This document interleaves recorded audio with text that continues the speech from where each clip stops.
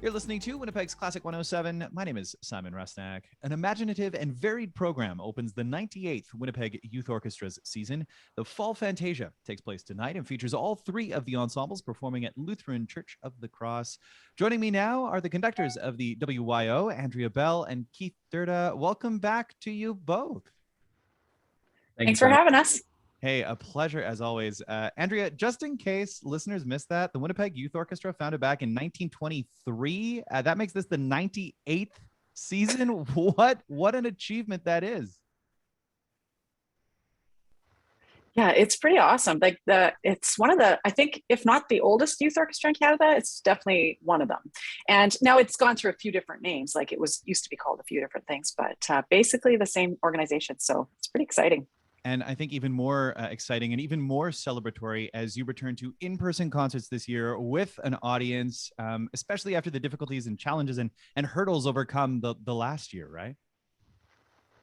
Yeah, for sure. You know, last year was interesting. There were some neat things that came out of it, with recording things for the kids, doing some virtual stuff. Like Keith and I both were working hard to do lots of that kind of neat stuff, but still Zoom orchestra is not the same as in person. Yeah, ain't that the truth? Now, just before we get chatting about the program, I think one other thing to sort of fet and celebrate, you've been with the WYO since 1997, and that makes you the longest serving conductor in the group's history. What an achievement that is, too. Woo! Keith is cheering. Yeah.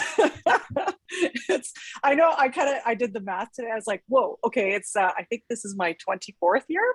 So so that's kind of cool. No, it's really cool. And you're leading not one but two ensembles this year: the Youth Concert Orchestra and the Youth Symphony Orchestra. Let's talk a little bit about the senior group, new to you this year, the Youth Symphony. Yes, I'm doing the Youth Symphony as well this season, so I'm super excited about it. It's such a great group of kids, and we're doing some big reps, so it's fun for me to be able to do some of the larger, symphonic repertoire with those students. So yeah, doing Dvorak 7, the first movement right now, and the Rimsky-Korsakov Russian Easter Overture, which is such an amazing piece. And I've chatted with a few of my colleagues, and they were like, "Oh, that was one of the greatest pieces we ever did in youth orchestra." And I said, I've never done it. So I was really excited to be able to do that with the students.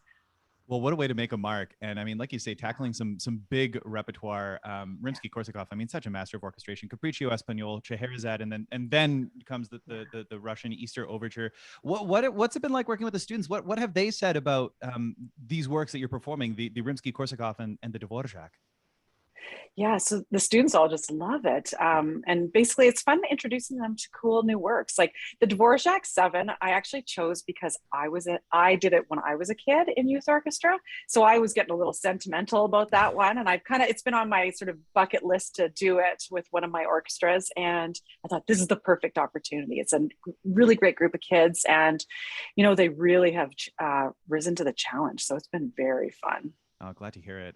We're going to go to the other end of the age spectrum now, the youth strings, the youngest group of players. Keith, tell us a little bit about what the ensemble looks like this year. Yeah, absolutely. So the Youth Strings Orchestra is, as you mentioned, the youngest of the three Winnipeg Youth Orchestras. And it's just a string ensemble. We don't have any winds and brass. So that's sort of the general template for my group. Incidentally, it's also the first string ensemble that I ever played in as a young musician growing up in Winnipeg as well. So I have a real history with not just the whole Winnipeg Youth Orchestras program, but the youth strings in particular. So it's great to be with that orchestra and feeling the power of the podium. It's fantastic. And you've been on that. You've been on that podium since 2019, right? You first took over conducting the youth strings. Obviously, 2020 was a bit of an unusual year, to say the least. Do you feel like you're sort of finding a rhythm now that you're back in the rehearsal hall with them, rather than doing, as Andrew was saying, the sort of Zoom symphony, which like you say, that's just a struggle. For sure, yeah, absolutely. We're still, as like everyone, we're still sort of coming out of COVID and trying to put the pieces back together, so to speak.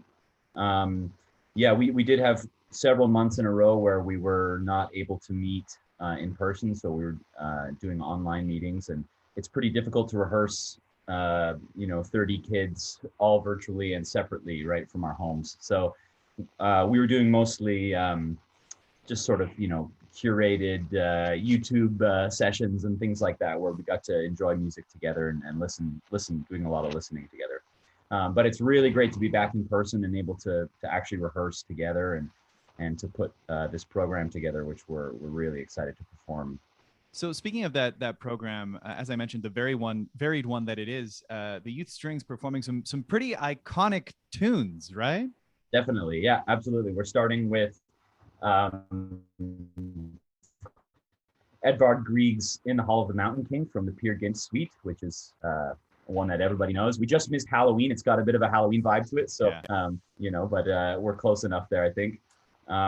We're following that up with Ernesto Lecuona's Malagueña from the Spanish Andalusia Suite, which is another really popular tune, and one that I've performed many times in different settings with brass groups and with string groups, and it's really a great piece all around.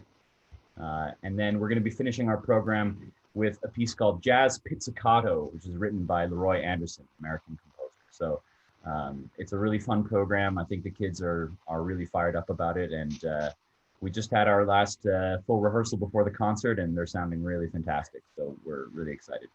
Just before we go back to Andrea, I do have one question about the program. I mean, again, these well-known tunes, especially the Grieg. And I mean, I was introduced to Grieg's music through cartoons. I mean, I think that's the first time I heard it. When you presented these tunes to the young musicians, did they also know them already, or were they new tunes to them? Well, with respect to In the Hall of the Mountain King, many of them had heard that piece before. They were with that. So that was fun, I think, for them. It's always nice when you have the tune in your head to begin with. Just for the rehearsal's sake, things go together a little bit quicker. But yeah, I think they do have the history with that. It's been a long time since I've watched cartoons, so I'm not sure, you know, if that's the music being used these days. But it's, yeah, they certainly were familiar with that one. So Andrea, let's round things out. Coming back to you, the concert orchestra. Tell us a little bit about the music you've programmed for them, and I'm also curious how many musicians are playing in the concert orchestra this year? It's small. COVID certainly took us down a notch. Having conducted this intermediate orchestra for a long time, there were some years where I had 65 kids. Wow. To the point where the board was telling me it's too big. And so now it is a little too small. No, it's not too small. It's smaller than we would like, you know, like, so there's maybe 22 kids in intermediate and about 32 in the senior. Mm-hmm. So it's small, but you know what? Small but mighty. They really do sound fantastic. So the intermediate, the youth concert, we're doing the St. Paul's Suite by Holst.